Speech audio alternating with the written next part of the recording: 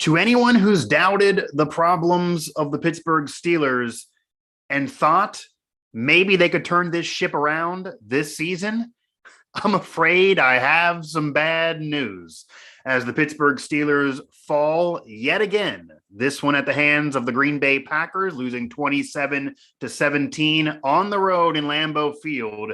And for anyone who thought maybe they would have that weird first quarter of the season, winning the two road games against 2020 playoff teams and losing the two home games against two teams that didn't make the postseason last year, well, that didn't end up happening because the Steelers lose three straight, now losing a road game after two home losses, and now a Pittsburgh Steelers team that is 1-3 after those first four games. And the record really means nothing because the Steelers' problems are at a premium, and they were highlighted in the loss to Green Bay. This is the Steelers postgame show here on Pittsburgh Sports Live and Steelers Now.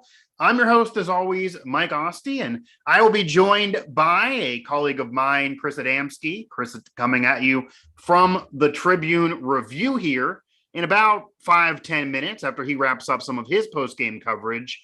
Also want to make sure you head over to SteelersNow.com, where Alan Saunders, who made the trip to Green Bay, sitting there in Lambeau in that press box to cover that game there. It's not an easy trip by any means, so I kind of feel bad at the product he had to watch and what he has to cover out there. But all of his post-game coverage, the game recap, and the video reaction will be here on Pittsburgh Sports Live, and then, of course, the game recap, as well as all this video content and overall coverage within the game and after the game and ongoing over there at SteelersNow.com. Feel free to chat along. I will talk to some of you chatters, some of you fans, certainly throughout this show, but especially before Chris joins me. Again, Chris Adamski will be my guest. Chris of the Trib, former Trib colleague of mine, and still a Pittsburgh media colleague and friend of mine. And I'm going to drop some bombs here early in this show, to say the very, very least. Ben Roethlisberger threw a nice touchdown pass to open up the game. Steelers scored early. They wanted to jump out in front early. Kind of odd. I thought, okay, maybe Ben had something left in the tank. Many of you may have thought that too. We learned that was fool's gold as this game progressed, to say the very, very least. Deontay Johnson's TD didn't lead to much else for the offense. And once Aaron Rodgers got going and that offense was clicking all cylinders with Randall Cobb's welcome home party and, of course, Jones and Devontae Adams, who might be the best receiver in football. No matter what Aaron Rodgers may tell you and what he may complain about, he has plenty of help in Green Bay, and he had an offensive line that protected him. One of the best all time. Once that happens, the Steelers were toast. He scored on almost seemingly every possession once they got going. But the Steelers offense just didn't have it yet again. This offense is not good enough. A lot of this pressure is on the defense. They were better in this game, but again, not creating nearly enough of a pass rush. They did get a sack, so I guess that's why I say they were better. They also did, and it may be more of the special teams, but they also did, Minka, the man who did this, force what would have been a turnover that could have led to a Steelers touchdown at the end of halftime. That was off of a Green Bay field goal attempt. Offsides called, and of course, that didn't end up being points on the board for the Steelers. Chris and I will discuss that. I do want to ask his thoughts on that. I didn't see his tweets during the game in particular on that decision. I do think it was a bad call. I do think it should have been points for the Steelers. But immaterial to that, it didn't matter. That's not why they lost the game. Ben missed wide open receivers in this game. Yet again, he's been missing wide open receivers most of this year. He missed Juju Smith-Schuster in particular. Every bad ball he could throw goes right at Juju. His worst balls of the day have been at Juju. Underthrown, overthrown, just can't connect. Even if you think the arm strain's still there, the chemistry, the accuracy, it's not there. And the Steelers just didn't have it. And they had no chance in this game, even when the offensive line was holding a little bit more early and the defense making plays early before eventually collapsing and facing by far the best quarterback they've faced all season. You knew they didn't have it. Why? Yeah, the offensive line, not good enough, and I've been saying that all year, and I said it was the number one issue last week for this team. If the O-line doesn't protect, nothing else can happen. That's very, very true, and in no way am I letting the offensive line off the hook here. But with Ben Roethlisberger as your quarterback, this version of Ben Roethlisberger as your quarterback, you have no shot. That Ben that we saw against Green Bay, a motivated Ben who started out the game hot, who said they had to start out hot, who said the doubters would be silenced, who clearly appeared motivated, who we know from Ben, whether he admits it or not, hears the doubters, hears the critics, doesn't love it, thought he had something left in the tank before this season, made it clear he thought he had something left in the tank, said he felt healthier than entering last season when, of course, they started out 11-0. He was at least managing those games and doing well enough. And then, of course, that just totally went down the tubes.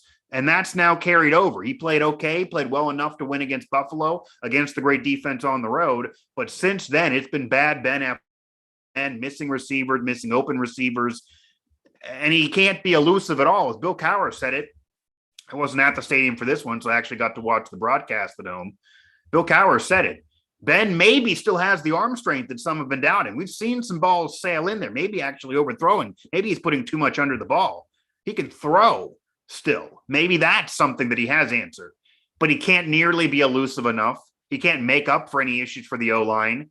And he can't do anything outside the pocket. So if you don't protect, he has 1, 2, 3 with the protection. That's it. If you don't protect, play's over. And we've seen Ben go down with sacks this season more than really ever before, or at least in a while. 4 last week, a big one here that led to a fumble and a turnover that eventually led to 6 for Rodgers and the Pack. And this version of Ben just not going to get it done. So an early mic drop, I guess you could say, a pipe bomb of sorts here in this post-game show before I get Chris on. The Steelers got to bench Ben Roethlisberger. I know they won't do it, so I'm not saying they're going to do it. Mike Tomlin, the Rooney family, they're not going to do that, and if they did it, they would have to discuss it ad nauseum. It would be emotional. It's the only starter that Mike Tomlin's had as a head coach. When Ben's been healthy, it's been Ben. They've been connected, and they've won a lot. They've had success. They're both going in the Hall of Fame. This is no hating on Ben. He is a Hall of Famer. I've said before, he's the greatest Steelers quarterback of all time, even ahead of Bradshaw. Underrated maybe for the era, fit perfectly to the Steelers. The numbers are there, 400th touchdown pass in the game. Not far behind Rodgers, who many would rank higher in terms of those overall numbers. The yards are there. The accuracy had been there. The mistakes hadn't been what they've been recently. But the last few years, they've been there. He can't make up for the O-line anymore. He's getting older. He's been beat up. He has a body probably of a 49-year-old based on what he's dealt with through his career, and that's on and off the field, of course, going to the motorcycle accident. So I would be done with Ben. Ben coming back only hurt this team this year. Ben is not good enough for this team this year. A quarterback like how Ben is playing, nobody can win with. This is somewhat of a veteran group. They still have some talent here. It's not like this is an overall horrendous team, even though there are certainly other problems besides Ben. But the overall topic here, the overall theme that has to be this coming week is, what do you do with Ben if he can't be better? And again, I don't think they're going to bench him. I maybe would have considered it middle of this game, quite frankly. I'll even say the crazy thing out there that Mason Rudolph might be a better go than Ben Roethlisberger. This version of Ben is not as good as Mason Rudolph. This version of Ben might not be as good as Dwayne Haskins, even though I've been hard on him and I don't think he's proved anything. And of course, Mason is QB2 and would be the guy if Ben is not playing. But, and I'm not sold on Mason by any means. He certainly has his issues, but he can hit the big play. He can hit an open receiver. So could most quarterbacks out there. Ben can't anymore, okay? It appears now we have several weeks of evidence of this. It's not like this is an isolated incident. And again, if Ben cannot hit open receivers, if that's the Ben Roethlisberger you're seeing, then it is time to maybe move on from Ben.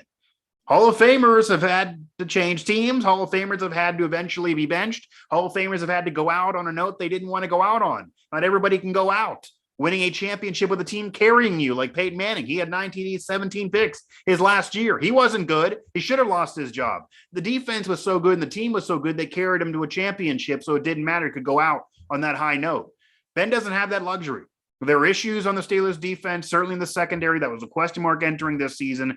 That's a topic to discuss here, of course. Rodgers picked them apart. They're not healthy at all. The O-line is poor, to say the very least. Very inexperienced, still not healthy enough, can't get it done. You can't win with that O-line. Najee's good. I certainly believe in him as a future running back, a future star in this league. When the hole's there, he can hit it. But if the hole's not there, he cannot hit it, and the yards are still not there for him. Steelers have quality receiver depth, but with the balls that Ben's throwing them, I don't know what you expect out of them. I think those balls to Juju were more on Ben than Juju. And again, Ben now stirs this drink as any quarterback would. The offensive line makes it tougher on him, but the offensive line was even worse against the Bengals than even in this game. They at least held for the early play, but they're not going to be any better than this. But if you have an O-line that's not going to get better, you got to have a quarterback that can at least hit the open receiver, that can connect with what's there. And Ben, to me, is no longer that guy. I would go to Mason.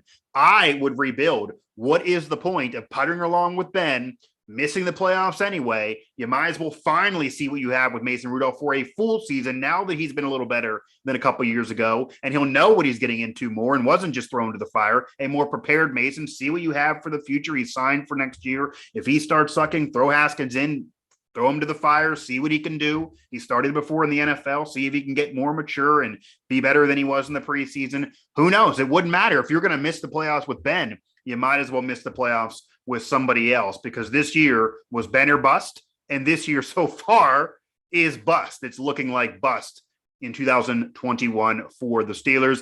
Again, this is our Steelers post-game show here on Pittsburgh Sports Live and Steelers Now. Head over to Steelers Now for all our post-game coverage, and of course, subscribe to this channel here. Hit that subscribe button. It is free to do so thanks to our sponsors. I will now turn to the chat because I do see some of you are here. Just had to get that off my chest. So maybe I'll do a mic drop throughout the week on that, but they're not going to do it. I hear it. They're not going to do it. I'd be shocked if Ben doesn't start next week. But at this point, I don't really see the benefit of it happening. I feel like the negatives of Ben outweigh the positives of Ben. And unless you feel like this season is going to get you in the playoffs with someone, then who does it matter who you start, in all honesty?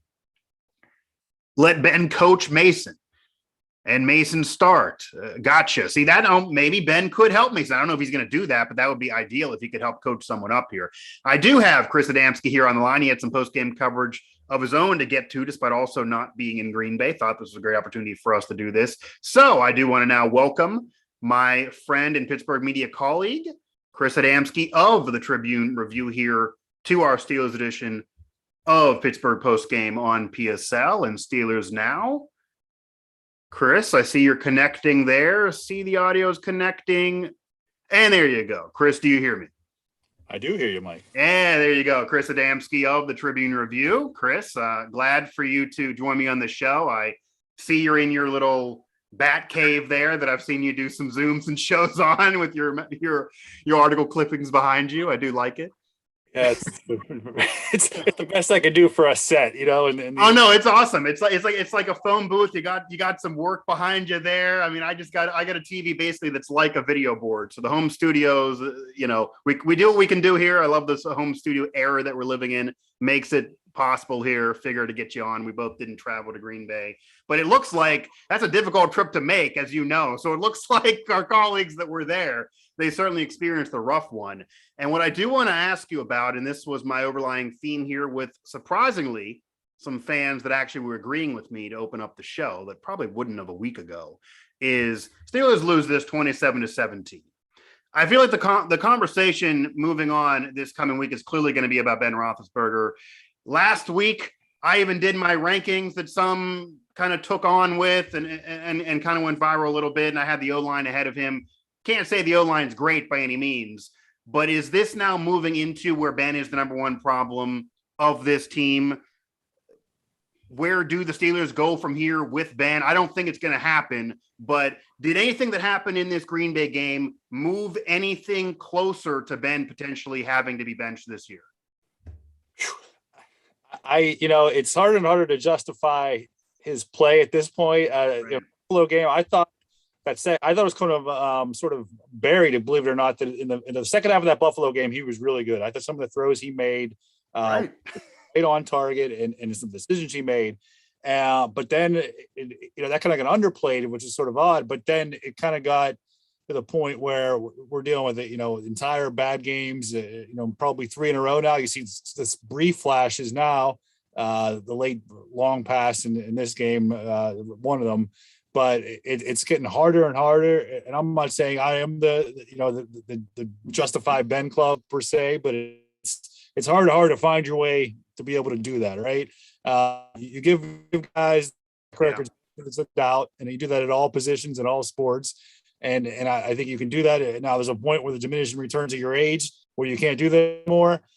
And I don't know, now it's a separate question whether don't know about that. I do think if you rank it above the line, above the offensive line in terms of areas of concern, I won't argue with you that way. I could probably make you can make it be hard to dispute. Let's word it that way. Yeah, and the argument last week, of course, and it's still the argument that if the offensive line is so bad that you're just hampered all across the board. You can only do so much with a weak offensive line, certainly not making it easier on any quarterback, certainly let alone an aging quarterback like Ben Roethlisberger. And we did see even early flashes in this game, Ben with that touchdown pass to Deontay Johnson, but as this game lingered, it certainly looked to be worse for Ben. For me, I'm starting not to see the reward of Ben playing. It's nothing against Ben. He still certainly could be better than Mason or Haskins. But if you feel like this isn't a playoff year, that's where I feel like the argument moves to what is the reward of Ben? If you're not going to make the playoffs, then it's almost better to not make them with somebody else to at least have, maybe we could go into next offseason without having a ridiculous offseason debate on Mason Rudolph or who's really good between him or Haskins. We could figure it out the rest of this year, and you're going to miss the playoffs likely. But if you're going to miss with Ben, then why not figure it out? Yeah, quarterback's the position really in sports where you can't even hockey goalie, right? You can start suddenly the start share. If you have a goalie who's and you have a younger guy, you're being make it. You don't even really notice, right? You're still starting them. Every other position in football, of course, you do the time share with snaps a little better, running back, even whatever you want to put.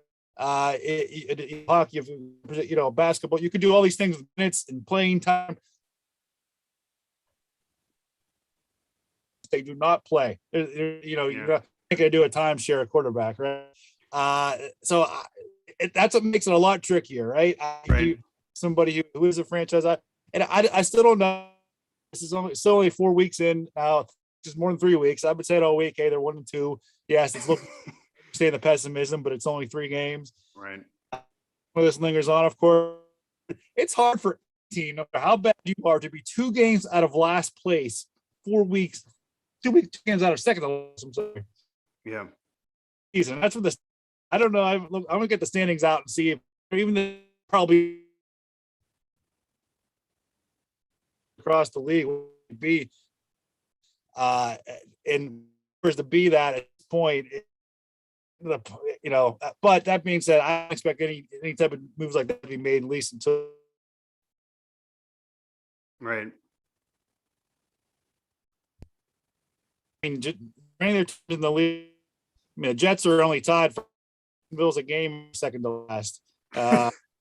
Actually, look at that. Kansas City's in last. Can you believe that?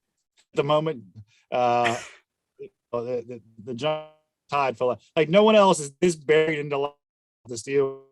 Yeah, which that's problematic, right? If you're thinking about salvaging the season, there's a long way to quote more play. About play? No.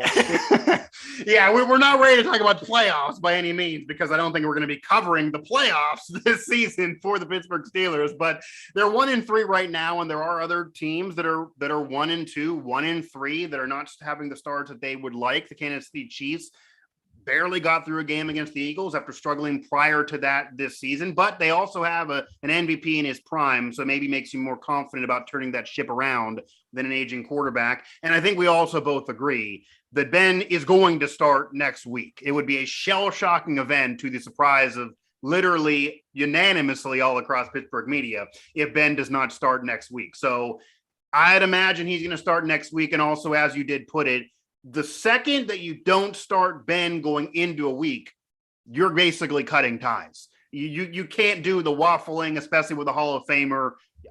There's not a scenario where you go into next week with Mason sucks, and then you're throwing Ben back out there. That's a way that you burn the bridge, and I don't see that being the case of order either. So we will see here. Steelers post-game show. Steelers lose this 27-17 to the Green Bay Packers. Chris Adamski of the Tribune-Review joining me here on our post-game show here on PSL. And separate from Ben, because obviously Ben wasn't good enough in this game, What else went wrong for the Pittsburgh Steelers? It's a loaded question. Ben's going to be the topic here this coming week. It's almost a lazy topic. I had to start the show with the topic. I do think they should move on from him. I don't think it's going to happen, though. But what else went on? He missed some big plays. He missed some plays to Juju. Of course, if they would have been caught, if they were connected on, that would have scored points. Steelers had that return from Minka that could have been 6. They had that called back off the offsides call. Fans will never forget. But what else happened in this game besides just Ben? Or did Ben sink this team by not being good enough? Yeah, I mean, the defense, you can't be, happy with the defense. That's for sure. I don't know how much disappointment it is to say. I mean, they're obviously facing a more in his prime Hall of Fame quarterback in Aaron Rodgers, a good offense. But you didn't really – and they got a couple turnovers. They weren't terrible by any means, but I also don't know if the roadmap for this team to be a playoff team this year going into the season was the defense was elite. Talking, if not the best league, one of the top 2 or 3. And I don't know if we've seen that. I know not everybody's 100%, yada yada yada, but I don't. I don't know how. What were there 2 punts I think by Green Bay, and they had a couple turnovers. Yeah, I mean it felt like Rodgers scored in every possession once they got going, and also they got Randall Cobb going, who we haven't seen a Randall Cobb sighting in a long time. Of course, his Green Bay homecoming, so they were just picking him apart there. It did look like they were a little bit better, even if the points and the stats don't show it in terms of the pass rush. Not that it was good by any means, but they did pick up a sack in this game. They didn't last week. The sack streak ended last week, and TJ being there was a big difference, even though he's not 100%.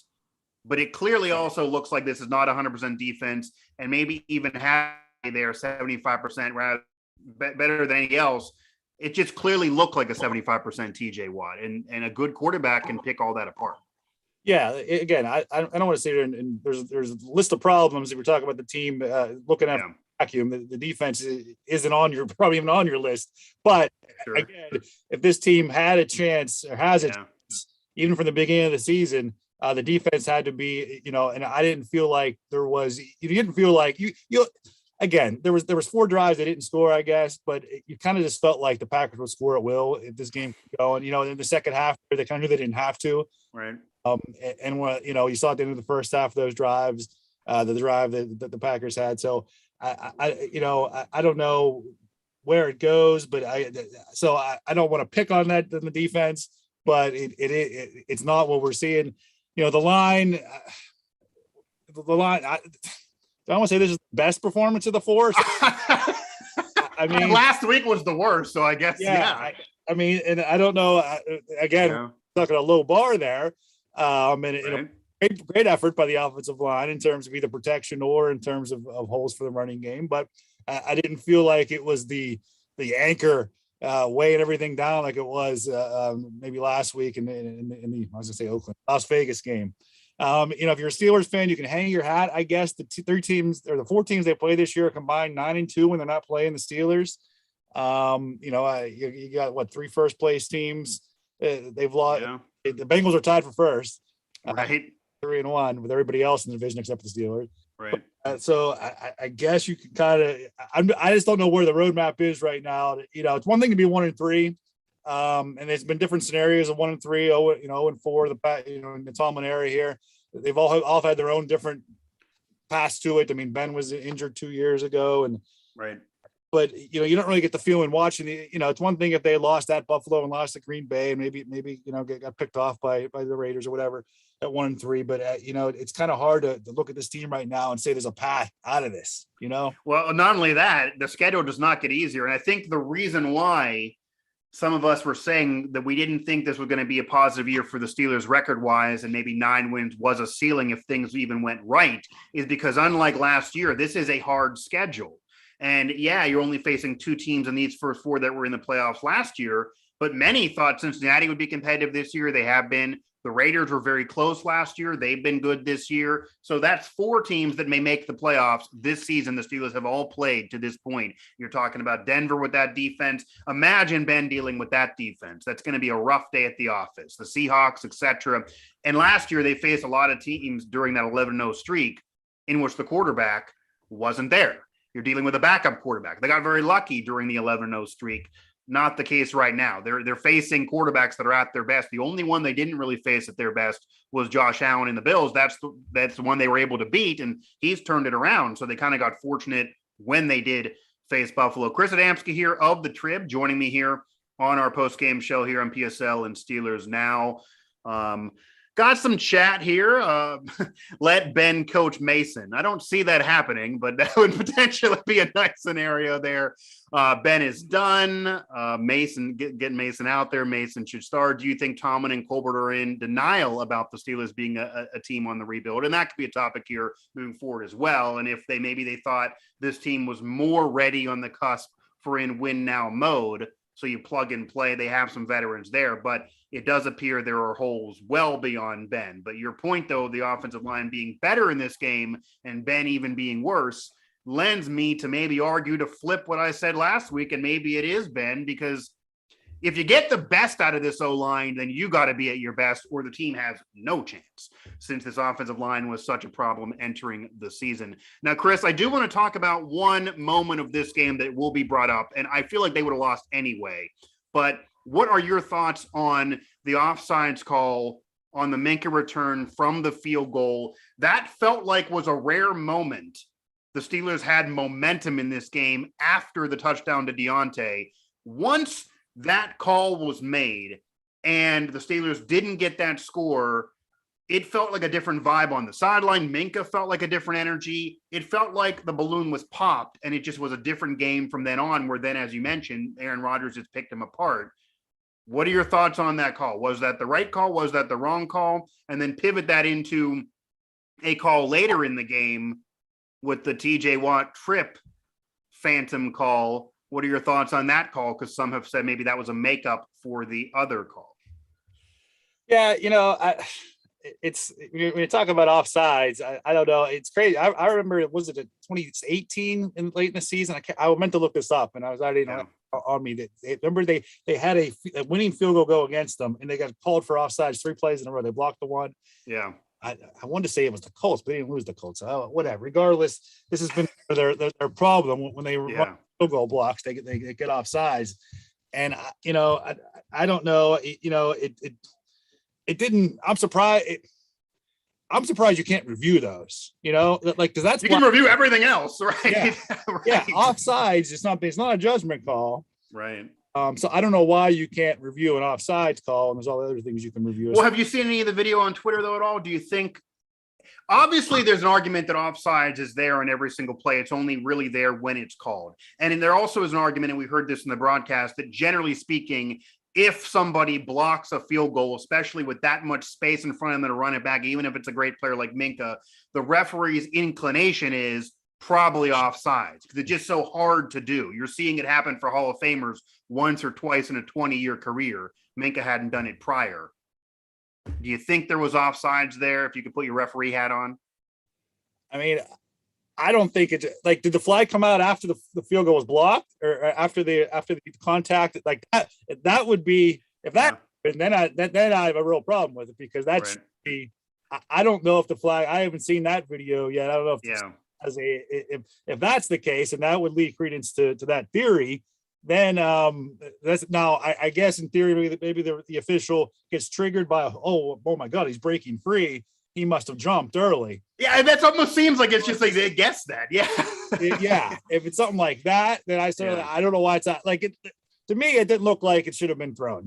No. Okay, and then pivot that into the other call, the TJ trip. Do you think it's an intentional trip or an unintentional trip? Because that's really where that comes down to. Yeah, I mean, now you're doing with intent. That's kind of you're trying to sit here and say right. No,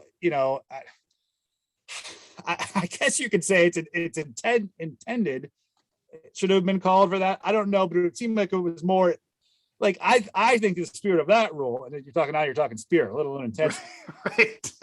Is more like I don't say malicious, because it's not you're necessarily, but I think it's like the Supreme Court that when you see it, when somebody trips, when they're totally out of the play, and it just for the sake of when they know it's wrong, they're like, the hell with it, I'm sticking. I don't like that's what he did. Now, whether or not that's the rule. It felt like maybe it was a last ditch effort to make a tackle because he wasn't close enough to actually make the tackle. I don't know. Maybe there was a makeup call from the earlier one. It took me a couple angles before I actually saw his leg out there. But then when you see his leg out there, the only thing I can go for in 10 is you don't want to have your leg pointed in that direction unless you're either trying to trip somebody or you're trying to intentionally injure yourself. Like that could have broke his ankle if your leg's out there. So if it was unintentional, that was a big sigh of relief that he didn't get hurt. Yeah. I don't know. I know. But either way, I don't. Do you feel in any way that any of those calls changed the tone of the game? Because it felt like there was a vibe difference after the momentum was taken away from the offsides call. Do you notice anything in terms of that regard? Well, even Mike Tomlin said, I don't know if you got to hear his words if you were on the air here. No, I was doing this. So I didn't jump on the post game. He was asked about that, and he was pretty much phrased the same way you did. He's like, 10-point swing. Like he kind of said something like that. Right. Okay. Yeah. Of course it really was a 10-point swing, not even a 6-point swing. Yeah. Right. Yeah. If you're talking about the 7 the other way and the 3 this way. So points. And it's right before halftime. And you know the Packers are getting the ball after that. I can't imagine just the 10 points. Now I don't know. Again, I don't know if the Steelers were going to stop Aaron Rodgers when they need to. Anyway. Sure. But if you're asking me, yes, absolutely. I think it was a momentum swing. Absolutely. I think it sort of took the air out of the Steelers that, that they were going to go on the road there, in a tough place to play, no matter where their season is at that point. It's a tough place to play and get a win. There's a lot more sense of belief at that point at halftime than there was instead. Yeah, you're potentially going into halftime kind of celebrating, potentially even having a lead at halftime, and then all of a sudden a 10-point swing. Now you're down by more, and of course you know what Aaron Rodgers is going to keep on doing. Chris Adamski of the Trib here joining me on our Steelers post-game show here on PSL and Steelers Now.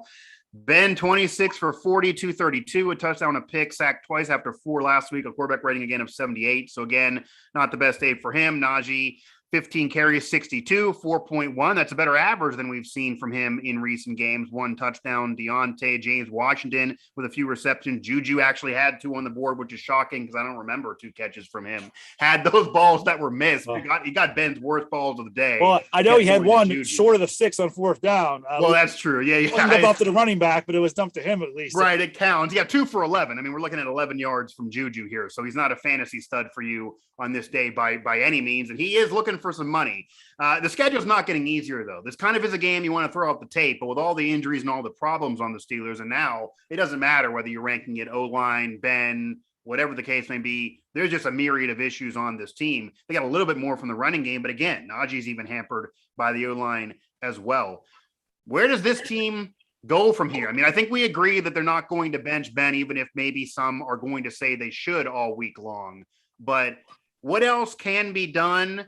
And is there any credence to they also are handcuffing themselves a little bit play calling wise? Because, of course, death taxes and Steeler fans going at the O coordinator. It's hard when you're dealing with this situation, but it also does appear like a conservative offense after they hit him with a big play early in the game. It almost felt like the Steelers, Matt Canada and Mike Tomlin realized if Ben can't hit those big plays and those passes to Juju, we shouldn't even try them. But I feel like in today's NFL, if you don't even try them, you borderline might as well not even lace them up. Yeah, and the 4th down thing's become like a punchline, man. I don't even understand. Like, right. One thing, it happens once, and there's a confusion or whatever that might be, and then it happens again.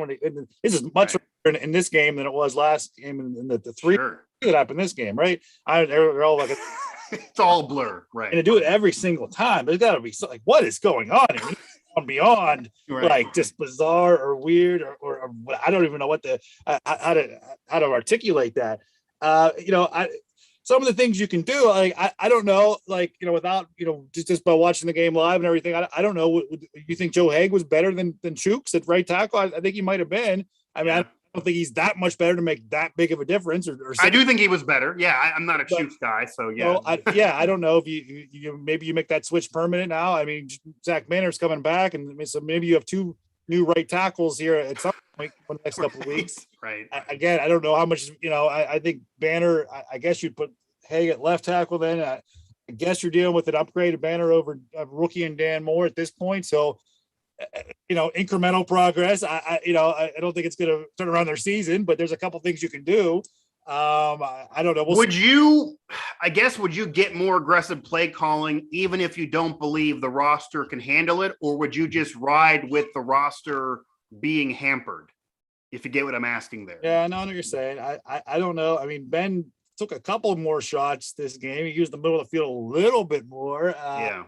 Of course, he missed the Juju throw. I don't know if they every play is going to have outlets. I mean, you can call what you want. There's always going to be a dump off option. If Ben's going to hit him, I mean, we'll to see how much of this is that. Like, I don't know. That's my sort of view of it. This is more, not the Ben's calling the plays in the dirt or whatever. That thing. It's just that Ben is not. He's choosing the more conservative route on most occasions. So. You could. I mean, you'll get play pull back. I assume you get play pull back, and that is your biggest, threat. I thought that throw to James Washington was really good. The one that when the game was over, essentially. Ben did hit that one. You can still try it. I think that Ben still, Ben's always been the quote unquote gunslinger. Like, he'll want to take the shots. Maybe he knows though he's not going to hit them now. You saw Juju Juju had 8 targets. He caught 2 passes though. 11 yards and 8 targets. That's Johnny Holton-esque. Right. Well, Ben and Juju got together on the sidelines. They had a lot of conversations between the two of them. I'm not sure what they're discussing because it didn't get any better as the game went on. And Juju clearly is frustrated. I'm not in any way trying to accuse him of showing up as quarterback, but there's frustration with Juju. There's frustration with Ben. This offense appears worse than even it was last week, even though maybe more points on the board. And shockingly, as great as Aaron Rodgers looked to all of us, 20 for 36, 248, 2 touchdowns, a 95 quarterback rating. It's not like this is the best day of Aaron Rodgers' career. Those numbers are not even great fantasy numbers. He had a solid outing. They kept moving the ball, but that was a full-on game by the Packers, doing it on the ground and through the air. And it might be, as you were alluding to, the Steelers maybe just weren't going to beat this team no matter what they did. This is a good Packers team. They were in the NFC title game the last 2 years for a reason. And maybe even if the Steelers were clicking, they still would have lost this game. Most of us had this as a loss before the year. It's just really tough when now you're 1-3. Chris here of the Trib. I do want to ask you here before we let you go. Number one, did you catch anything else from being a part of the Tomlin post games or any of the player post games here? I wasn't there that maybe any of our fans should hear just as our instant reaction show. Anything interesting that anybody else said about this game? Because obviously this game is going to churn conversation throughout this week. I don't want to say that Mike Tomlin's desperate out of answers, but he had the same exact messaging. And usually and you could say, and the critics would say, for better or for worse, that, he's all bluster or whatever, he has these cliches and whatever, it doesn't matter. Right. But usually he at least kind of, he has something, right? He, the same exact tone that he had Tuesday from last week, or even post game last week. We got to be more detail. Every answer was about be more in our details.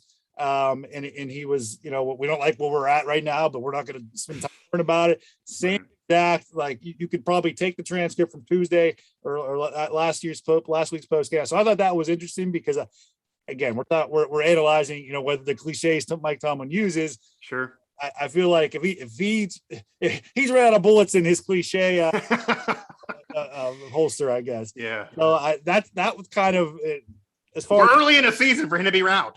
We got more games this year. He got to get something going and get back to work that he needs. I did want to mention real quick that I just even they targeted tight ends only 4 times all game, and it's 30 passes, and all 4 not. None of them for more than 11 yards. Now, Pat Freiermuth has only thrown out once. He's thrown 2 once. Now, everybody saw that he was open on the 1 4th down. Yeah.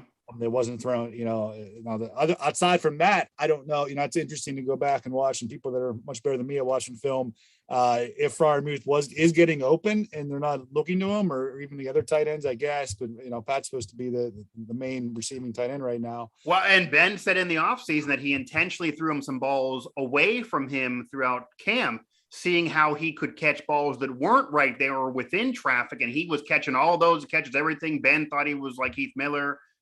If that's the case and you trust him so much to catch it no matter where you throw it, maybe he should be your security blanket if you're not as accurate as you were in the past. Yeah, and you have all these checkdowns to the running back. I mean, Right. I guess I'm just again searching for things that they can do differently. Yeah. That could help, and it's easy to say that, like, they're not targeting the tight ends, and a lot of times, or generically speaking, I'm not talking about these guys, but they might not be getting open. It's easy to say that, why aren't they throwing to him? Well, maybe he's not as good as we think he is. So I don't know if that. I don't think Freiermuth had rave reviews throughout camp, and he's obviously a Penn State guy, so I watched him play a lot. Right, you're a Penn State guy. So I don't think that's the case, but they only throw to him once. They only throw the tight ends in general 4 times. I think there, as Mike Dolan would say, a little more meat in that bone. Might be something they can do, or something. I don't know why they're not. Why, especially in a game when Claypool's out, and that's your your big wide receiver too. So. Yeah, maybe you could help get Tomlin's mind right on his phrases, because that's one there that I think would be very fitting to the state of this team right now. Now, quickly, I do want to preview the game against the Broncos and get your takes there. Steelers do have one back at home against Denver. They actually have a couple at home and then a bye week, so maybe that's friendly. Maybe it's not. They already have a couple losses at home in Pittsburgh so far this year. This is a Denver team that entered the week 3-1. It's a good Broncos team, a good solid defense. It's going to be harder defensively for what the Steelers are going to be facing. And if the O-line doesn't protect, I don't see how they have any chance against the defensive line of the Broncos. But what are the keys to that game for you? And I cannot say enough how much that feels like a rough one for the Steelers after this. Yeah, it's you want to probably, it's going to be a low scoring game. I feel like anytime the Steelers are going to win this year, it's going to be a low scoring game. And Denver has the good defense and doesn't have a very good. I don't know. I did not. I've been knee deep in the Steelers. I see Drew Lock and Bridgewater both played, so I don't know if Bridgewater got benched in this game. He was 7 for 16 for 65 yards. I believe there was an injury. I believe there. I believe. So, yeah. So we see Drew Lock next week or not? That'd be interesting to see, because that could be something, Drew Lock. And actually, Drew Lock had one of the better games of his career last year against the Steelers at Heinz Field, if you remember, at least which it wasn't great, but for Drew Lock, it was they were in that game last year. He left with a concussion. So I went back through a media group text. Yeah, he left apparently with a concussion. So that could mean that maybe he doesn't start next week. Yeah, that would definitely be easier, you'd imagine, on the Steelers. Yeah, but like I said, Drew. So but the roadmap. It's more so against them, I guess, than anybody. It's going to be a low-scoring game, and you're going to have, especially if you have a Lock. I think Bridgewater is at least, he was sat. He the type of, that's the book on him. He doesn't make the mistakes. He's savvy enough. He might even get rid of the ball before a sack, or the splash plays. You might not do that. So I think with Drew Lock, you might have a little more that make the splash on defense.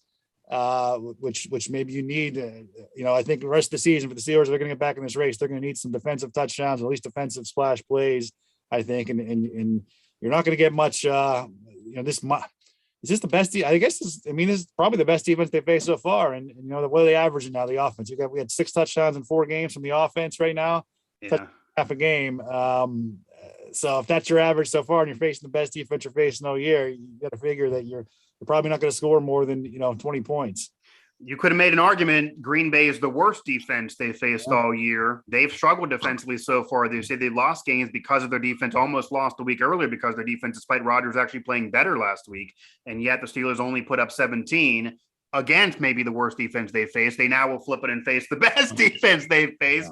And all those attributes of Teddy Bridgewater, I'm not saying I'm a Teddy Bridgewater guy, but I feel like Steelers fans would probably love those in their quarterback right now, because those are the problems Steelers don't have. You put Teddy Bridgewater with the Steelers team, they would have another win out of these first 4. Chris, I definitely appreciate you taking the time. We'll have you back on the show here. I always love seeing you in your little bat cave there on either media Zooms or shows like this. And we'll get you back to work, and you get back to try to go through that transcript of Tomlin without any catchphrases in a game like this. I don't know what we're going to write about, but there's actually play to talk about and write about here. And it's probably going to lend to the opening topic of this show. That'll probably be the conversation throughout this next week. Thanks for joining me though, man. And I'll be talking to you. Anytime, always good to get a couple buzzsaws together. Absolutely. This is a double buzzsaw program here that only our media colleagues and maybe a few others will be able to fully understand as a little inside joke here. But yeah, Chris the Buzzsaw Adamski here, Mike the Buzzsaw Asti. Thanks to Chris again, a colleague of mine here in Pittsburgh media, former colleague of mine during my time at the Trib, and Chris still with the Trib. So Chris Adamski of the Tribune-Review here, jumping on, and he had a lot of work here despite not traveling to do. So I definitely appreciate him giving us 10 or so minutes here on the program, get his takes there. We actually maybe even went 20 with him. And I do apologize for some technical difficulties early on in his bat cave, but hopefully we got some of his takes on this program. I'll stick here with you chatters a little bit longer here, another fourth down debacle. And yeah, Chris touched on that. Again, the play calling, not good. Fourth down decision-making, not great. Mike Tomlin decision-making, not great. These have always been problems, and it really came to roost in this game. I don't know what was going on that fourth down, but Ben didn't have it. Ben wasn't good enough. The offensive line hasn't been good enough all year, was better in this game, but still not good. The defense was not able to flip any scripts, was not able to get off the field quick enough, and was not able to get any turnovers to help anyone's cause. And the one that was created by Minka off a kind of defensive situation, since it was off a field goal and he's clearly a defensive player, that ended up not counting. So you lose that momentum, certainly killed the team in a way, but you're a veteran team. You're a Hall of Fame coach, Hall of Fame quarterback. You can't just let that sink the ship. It just doesn't appear talent-wise at his age, Ben has it anymore in terms of connecting with the receivers. So that will be the topic here moving forward most of this week, I am sure. But as Chris said, and I think we all can agree, anyone who pays attention, Mason Rudolph's not going to start next week. Ben will start next week. This is at least our instant reaction show. I'd be shocked if this isn't the case. Ben is going to keep on starting. He may still be your best option, but I really feel like Mason might be the better option if he can hit these open receivers. Maybe anybody else. Teddy Bridgewater probably would be a better option for the Steelers, of course. But if Ben cannot hit open receivers, you're cooked. You're done. And that's what we've now seen from Ben, who's appearing to be worse in these games. The defense needs to maybe do more because there's so much pressure on them, but they're not healthy and you're really relying on the defense so much. The defense isn't why this team is 1-3. The offense isn't good enough. The offense can't connect on big plays. Only really one all season, and that was the touchdown to open things up against to Deontay Johnson against Green Bay. That's really it. Besides that one, there really isn't another option here. So again, Steelers Now's post-game show here on Pittsburgh Sports Live. Head over to Steelers Now for the post-game coverage. It's all there. We're going to have some of that video reaction that Chris alluded to of Mike Tomlin and some of the players also here on the Pittsburgh Sports Live channel. Anything else here in the chat? A lot of this is leaning towards Mason should start moving forward. It seems like now this game really showed Steelers fans, even the staunchest Ben defenders and Ben apologists. And again, Ben's a Hall of Famer, so I'm not going to say he doesn't deserve some defense and apologists throughout the years, maybe taking too much criticism and not giving enough credit over the years. But seems like everyone now unanimous that if this is Ben, this is not good enough. The whole team is in denial about Ben, and they will sink the ship together. I mean, that really is the case, though. And I don't know if they're in denial, to be honest with you. I don't know if I agree there. I don't think they're in denial. I think Kevin Colbert and Mike Tomlin are smart men. They know what they're doing, okay? They've got Hall of Fame resumes in their own right. You can say what you want. They're not perfect by any means, but they know what they're seeing. They probably know Ben is done. Ben is not going to even give you what Brady's giving the Buccaneers at this age. And of course, Brady is aided by tons of weapons and a great offensive line. It makes it easier on a quarterback at that age or at any age to have a great offensive line. Ben doesn't have. I don't think they're in any delusion that Ben doesn't have it anymore, but they are going to sink with Ben. This was Ben or bust. It will be bust. But they're going to sink this ship with Ben this year. Ben won't be back next year. That probably will be decided in some closed-door meeting that might even be had now. That will let you putter along, but next year is it for you. Took less money to come back. Thought he was still the better option in comparison to the backups. They didn't go get a Sam Darnold, who I think maybe they should have. Certainly killing it right now with the Panthers, proving that maybe the Jets were his problem. I don't know anyone else. Maybe Teddy Bridgewater is a guy you bring in a flyer next year again if he's healthy. I'm not sold on Cam Newton, who's been declining for years. I don't think that's any better. I don't know what you'd be doing, but a lot of options potentially would be better than Ben if he can't hit these open receivers. They know what they're seeing, but he's a Hall of Famer. They don't want to burn the bridge. In their eyes, if this isn't a playoff season, they probably would rather go down with it not being a playoff season with Ben, which will make it easier to have him not back next year, and it will keep the relationship sound. I personally feel that if you know you're not going to make the playoffs, you might as well not make the playoffs with somebody else, because then you can at least figure out what you have for next year. That'll be the topic this coming week as well, though.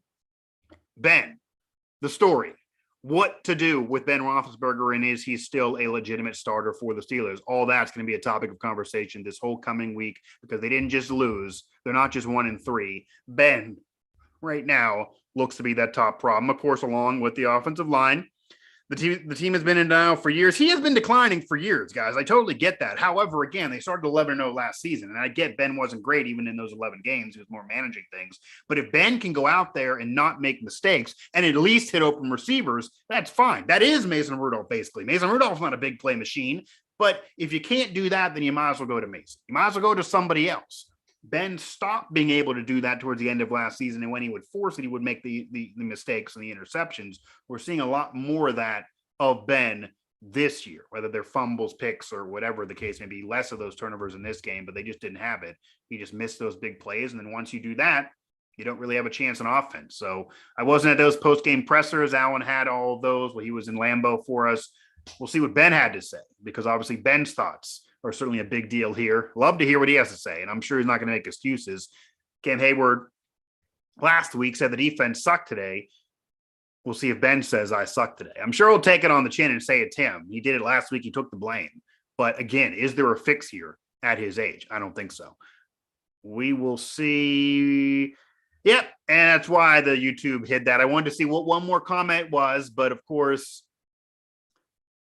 overrated defense. I mean, again, the defense, this is what the defense done for years. They create a pass rush and create turnovers and splash plays.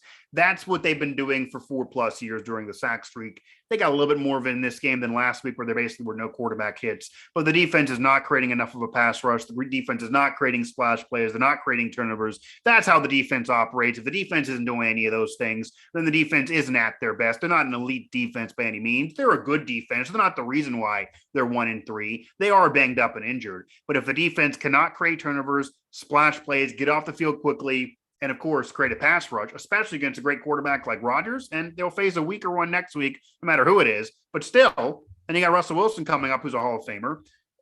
It's not going to get easy. So if none of that's happening for the defense, the turnovers, the splash plays, and the pass rush, then that's it. That is what the Steelers do. That's the bread and butter of the Steelers defense. And yeah, it didn't equal team success over the years, but there were other problems for the Steelers as well. But as we stand now, those things aren't happening. So if you think this is an elite defense, then yeah, they would be overrated. You look into the year, Chris saying that maybe we thought there was an elite defense. I don't know if I thought that, but if you did, then maybe they're overrated. They also aren't healthy. Devin Bush got hurt again in the game after never really being healthy for a year or so, but he had the only sack.